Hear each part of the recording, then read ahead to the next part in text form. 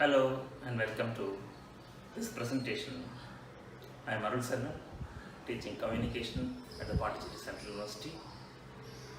I am delivering this lecture as a part of the 10 days workshop being organized by the first grade government college care from Bangalore. This workshop is on e-content, MOOCs and open educational resources. My presentation will be largely on the sharing of my experiences and sharing some resources on the best produced content on MOOCs and the Swayam courses. Through this, we'll try to understand and appreciate the quality of contents and choosing the best courses for our students and for ourselves. This will be roughly about 30 to 40 minutes presentation with full of demonstrations and a lot of video playing and taking you to different best produced content which will hopefully make you interesting to follow me. Let us get into the course. Shall we start now? To begin with, let us watch a video produced by a professional team, which means that there cannot be any lapses or errors.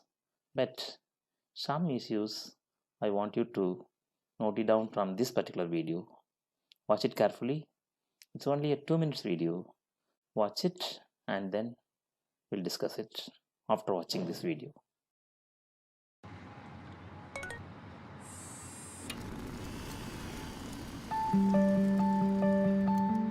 The Dutch cycle more than any other nation in the world, almost 900 kilometers per person. But that also means we have 350,000 bike-related injuries. Now imagine that we would make biking safer, smarter and easier by applying self-driving technology to biking. We taught our self-driving bike to figure out where it is, what's around it, what will happen next, and what it should do. We leaned on Google's expertise in self-driving cars, but we had to adapt the technology to work on a bike.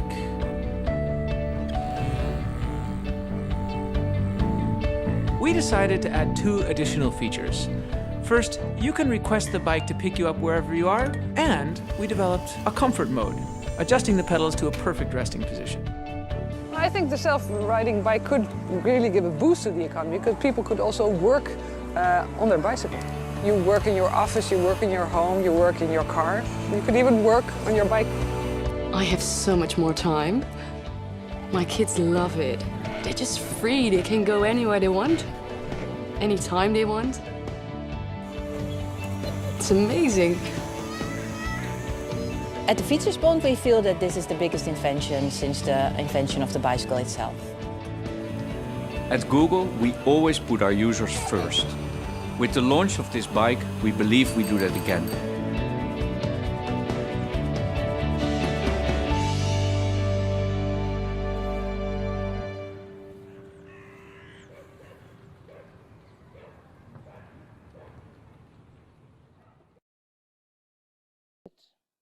Did you enjoy this?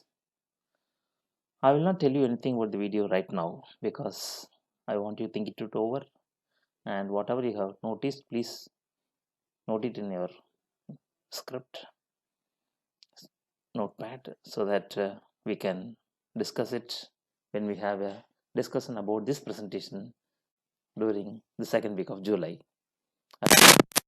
About this. Until then, think about how I want to tell you something about the place of mobile phones that occupy in the present day life in the modern generation.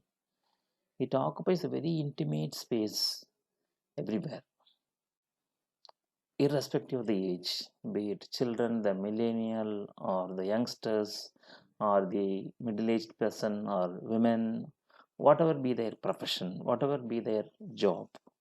The role of mobile phones connecting with our life is so intimate, and this was published in the Quint sometime back, and this is based on called Eric Pickerskill, and he did a project called Remote, where he took a series of photographs to remind us of the place of phone in the normal life.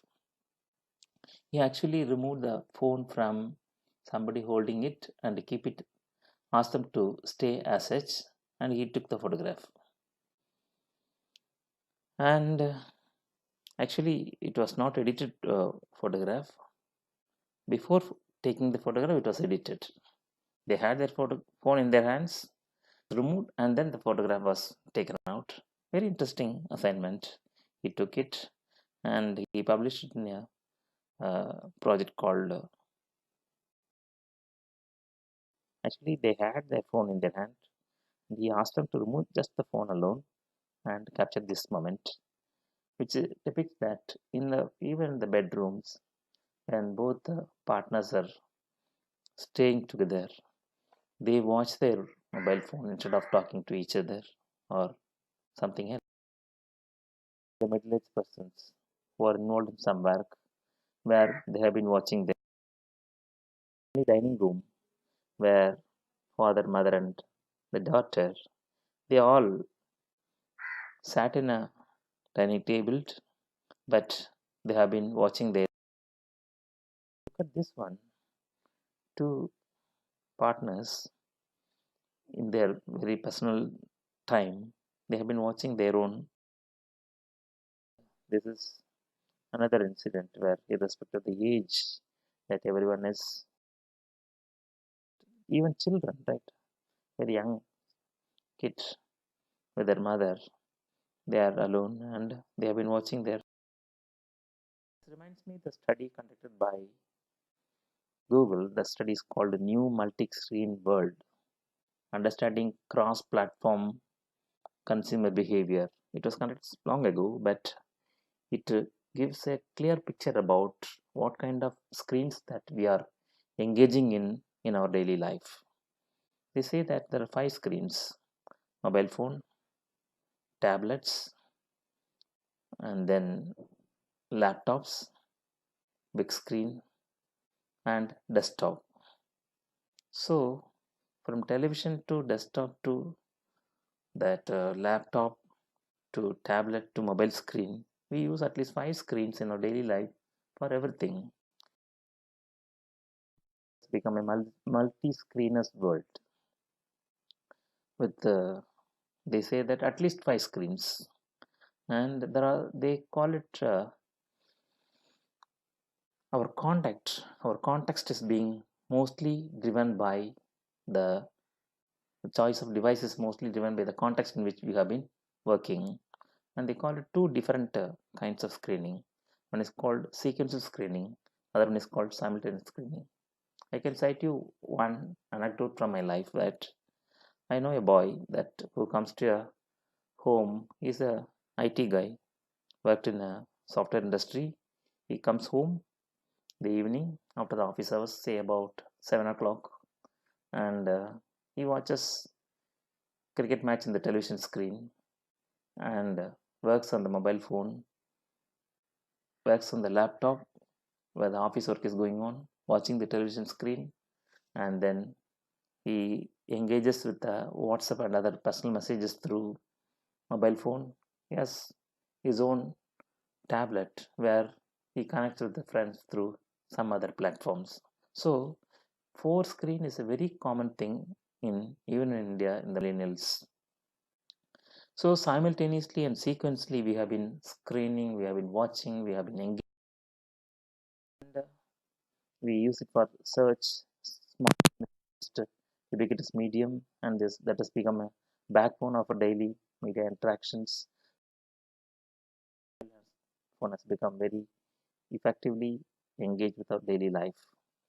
And this reminds me another thing that one app, though we come across hundreds and thousands of apps in our daily life, and one app that says that even you can manage your diabetes with the help of a map app, and the app is called My Sugar, and it's developed by a big company in the and if you want to connect it to other devices or to make it professionally manage it, then you have to pay for the app.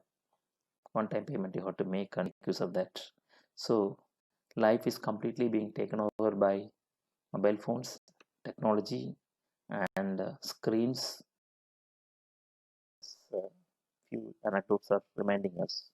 This is another incident I came across last year, that when a teenager, she conducted a poll in the Instagram among her friends whether she should live or die, and more than 69% of the respondents said that you can die, and she religiously accepted their verdict. Some committed suicide. They held in Malaysia.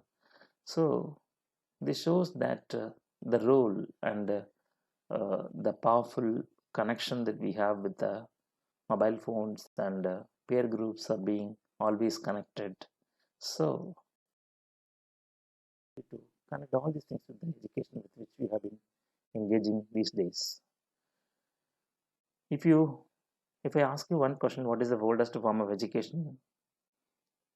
I don't know whether you'll be able to recall it and tell me correctly about storytelling, because that is the one that right from Aristotelian period and Socrates period to till date, the one device or one technology that has not been changed much. Storytelling is the oldest form of education, and it is unmatched as a tool for stimulating the imagination.